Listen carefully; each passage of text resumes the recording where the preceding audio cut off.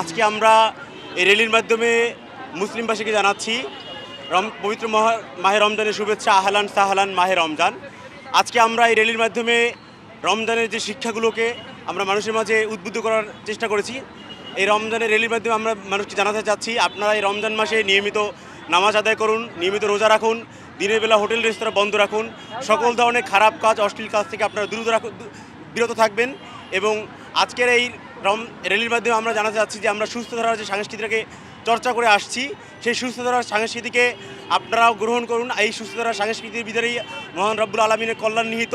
সুতরাং এই যে ধারার যে আমরা চর্চা করছি, আমরা যে আজকে শিশু শিল্পীদেরকে নিয়ে এখানে একত্রিত হয়েছি, এর মাধ্যমে আমরা যে বার্তাটা দিতে চাই যে আপনারা সবাই ইসলামের ছায়াতলে আসুন, ইসলামের ছায়াতলে এসে সুন্দর যে সংস্কৃতি, ইসলামিক সংস্কৃতি, সেই সংস্কৃতিকে গ্রহণ করুন।